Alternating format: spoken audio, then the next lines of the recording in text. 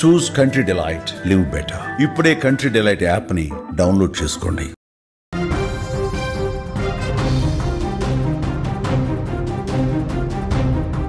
కోట్ల రూపాయలు సంపాదించినా సరే, గొప్ప గొప్ప ఉద్యోగాలు చేసినా సరే, ఇంట్లో పాచి పని చేసినా సరే, పెద్ద పెద్ద సంఘ సంస్కర్త అయినా సరే, ఏ మహిళైనా మగాడైనా సరే, వివాహేతర సంబంధం వైపు అడుగులు వేశారా మీ జీవితాలు నాశనమైపోతాయి.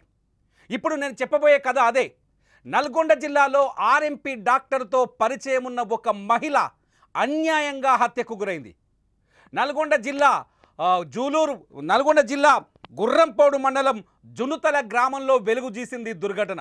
మీరు స్క్రీన్ పైన చూస్తున్నారు ఒక కారుని. ఈ కారే ఈ హత్యకి కారణంగా కనిపిస్తోంది. గుర్రంపోడు మండలం జునుతల గ్రామానికి చెందిన మహేష్ అనే ఒక ఆర్ఎంపీ డాక్టర్కి అదే గ్రామానికి సంబంధించిన ఒక మహిళతో పరిచయం ఏర్పడింది. ఆ పరిచయం వివాహేతర సంబంధం వైపు అడుగులు తీసింది.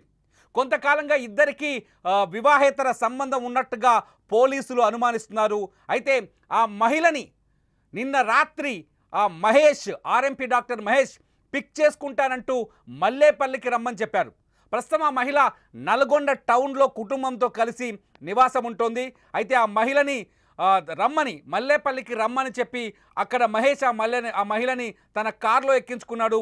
మీరు స్క్రీన్ పైన చూస్తున్న కారు రాత్రి ఆ మహేష్ తీసుకెళ్లిన కారు. ఈ కారులోనే మహేష్ ఆ మహిళని మల్లేపల్లిలో పిక్ చేసుకున్నాడు. పిక్ చేసుకున్న తర్వాత కారులోకి ఎక్కించుకున్న తర్వాత ఆ మహిళతో ఘర్షణకు దిగాడు, గొడవ పడ్డాడని తెలుస్తోంది. వివాహేతర సంబంధం నేపథ్యంలోనే ఈ ఘర్షణ జరిగినట్టుగా తెలుస్తోంది. అమాయకురాలైన ఆ మహిళకి ఈ ఆర్ఎంపీ డాక్టర్ కదా, ఇంజెక్షన్లు తీయడం తెలుసు కదా మనోడికి. సో తన దగ్గరున్న పాయిజన్ ఇంజెక్షన్, ఇంకా స్పష్టంగా చెప్పాలంటే గడ్డి మందు, గడ్డికి పురుగు పట్టకుండా చల్లే మందు, గడ్డి ఏపుగా పెరిగేందుకు చల్లే మందుని, ఈ గడ్డి మందుని కలిపి ఆ మహిళకు బలవంతంగా నోటి ద్వారా తాగించాడు. అంతేకాదు తన వెంట తెచ్చుకున్న కొన్ని సిరంజీలను చేతికి ఇంజెక్షన్ల రూపంలో ఇచ్చాడు. కొద్దిసేపట్లోనే ఆ మహిళ స్పృహ కోల్పోయింది, అపస్మారక స్థితికి చేరింది. ఎప్పుడైతే మహిళ అపస్మారక స్థితికి చేరిందో, అంటే మల్లేపల్లి నుంచి ఆమెని జునుతల గ్రామం వైపు తీసుకొచ్చాడు, జునుతల నుంచి మళ్ళీ నల్లగొండకు తీసుకొచ్చాడు. నల్లగొండలో రాత్రి 12 గంటల వరకు అక్కడే ఆ మహిళతో ఈ కారులో ఆమెకి ఈ విషం మందు తాగించిన తర్వాత నల్లగొండలోనే గడిపాడు మహేష్. ఆ తర్వాత మళ్ళీ ఆ మహిళని తీసుకొని దేవరకొండ రోడ్లో మళ్ళీ ప్రయాణమయ్యాడు. జునుతల గ్రామం చెక్పోస్ట్ దగ్గరికి వెళ్ళగానే, గుర్రంపోడు మండలం జునుతల గ్రామం చెక్పోస్ట్ దగ్గరకు వెళ్ళగానే అప్పటికే అక్కడ పోలీసులు పాట్రోలింగ్ చేస్తున్నారు. అయితే గుర్రంపోడు మండలంలో ఈ మధ్యకాలంలో గొర్రెల దొంగలు ఎక్కువైపోయారు. రాత్రిపూట వాహనాలు తీసుకొని వచ్చి మందల్లో ఉన్న గొర్రెల్ని ఎత్తుకెళ్తున్న దొంగలు తిరుగుతున్నారు. ఈ నేపథ్యంలోనే పోలీసులు రాత్రి కాపలా కాస్తున్నారు అక్కడ. అయితే ఈ మహేష్ పోలీసులని చూడగానే లైట్లు ఆఫ్ చేశాడు.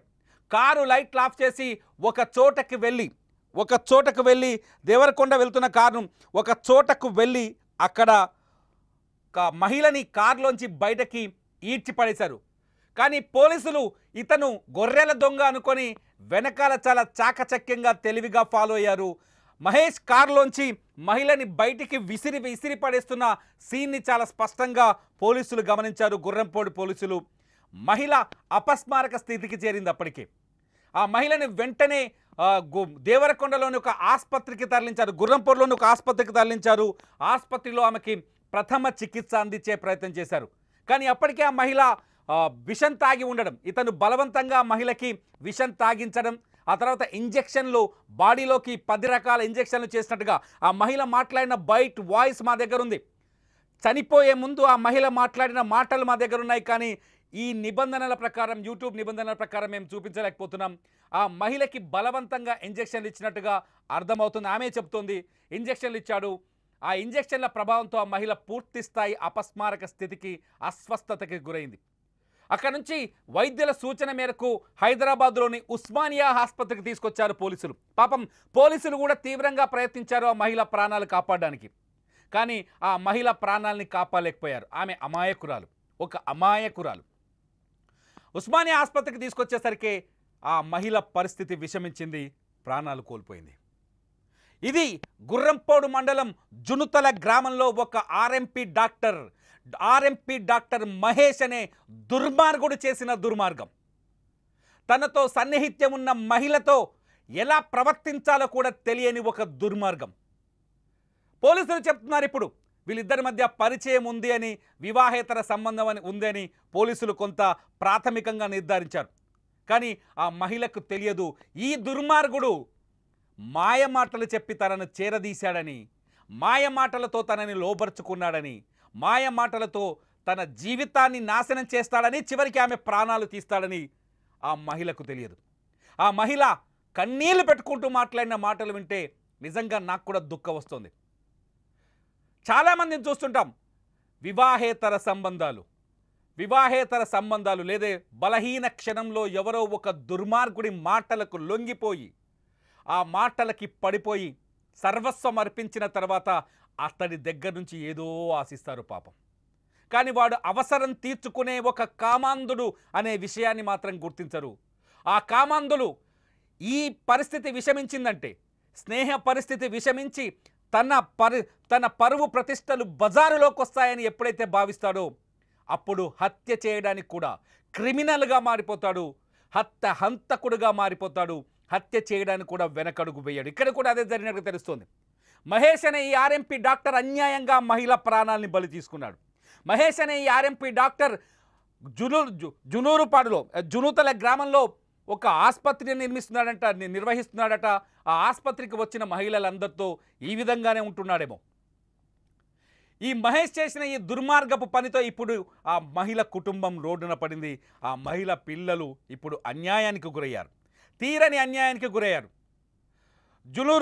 జునూతల గ్రామంలో ఇప్పుడు ఈ సంఘటన దుమారాన్ని సృష్టిస్తోంది. ఇటువంటి ఉదంతాలు చాలా చోట్ల రెగ్యులర్గా చూస్తున్నాం. డబ్బున్న కుటుంబాల్లో చూస్తున్నాం, చదువుకున్న కుటుంబాల్లో చూస్తున్నాం, ప్రపంచాన్ని చైతన్యపరుస్తామన్న మేధావుల్లో కూడా చూస్తున్నాం. చిన్న చిన్న బలహీనతలకు లొంగిపోయి, బలహీనతల కారణంగా దుర్మార్గుల చేతులకు చిక్కి జీవితాన్ని నాశనం చేసుకుంటున్నారు అనేక మంది మహిళలు.